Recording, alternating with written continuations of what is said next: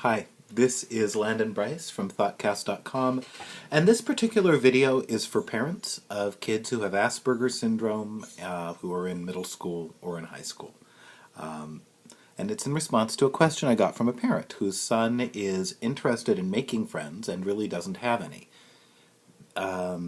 First of all, I think that's great. If you have a kid who doesn't have friends and is happy, like this kid is, but is interested in making friends, I think that's just a sign of intelligence and mental health, and certainly is not something that I would be concerned about. It's something that I would be real happy about. And if your kid is unhappy because he or she does not have any friends, that's okay. I mean, it's not okay to dwell on, but we need friends. Now, for me, I need two or three close friends, and if I'm dealing with more than that in real life, it's very difficult for me. And autism is different for everybody. Some people really are most comfortable having only one friend, and some people can go through long periods of time in their life where they really don't have anyone that they would call a friend, and they're perfectly happy. Certainly, that's been the case at some times for me. And I've also had times when I didn't have any friends, and I was extremely unhappy. So, what to do? Well, the best plan is to find friends through special interests, is to take the things that your kid is interested in and find activities where those things are strengths. So, for example, if your kid is into computers, if summer's coming up, find a computer camp. If you're looking at a camp, and you have a kid with Asperger's, I so strongly recommend that you find a camp that isn't about, not a special needs camp. I mean, maybe that might be great when the kids have great experiences there, but my first recommendation would be find the camp that supports an activity that they love. An art camp, a basketball camp. If you're religious, a camp that focuses on your religion, if that's something that they're really excited about. That's a wonderful thing to do.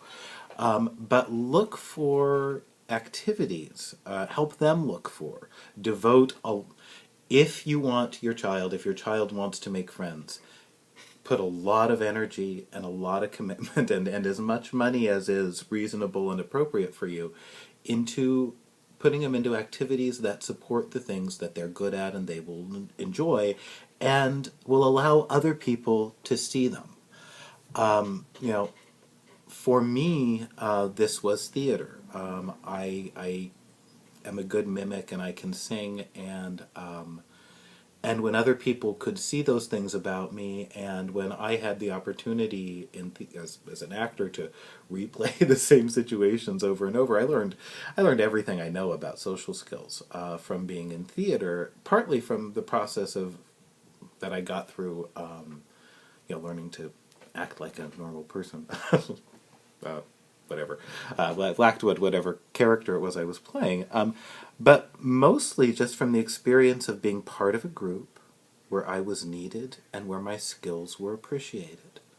So that's, and when people ask me, how to find a girlfriend or a boyfriend, that's really the answer there too, as far as I'm concerned, is find a place where people can see the part of you that's unique and wonderful.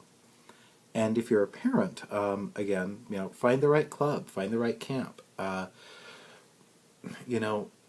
Help your kid problem solve about what they can tolerate doing, if that's what it comes down to, but that would allow other people to see their strengths. Honestly, people will tolerate somebody who's flapping if they can make the computer work. Oh, by the way, I wanted to say, even if your kid isn't excited about acting like I was, the theater is there's a lot of places there. They need people to make sets, they need people to design posters, they need people to just, run things back and forth. So if you have a kid who has a school, who has a theater program, or if they have a group that's possible, really give that a good shot, because I think there are one of the things that made me invaluable in that environment was that I took the rules very seriously. And in theater, you have to. You have to be there at the right time, and it's very rule based and tradition driven.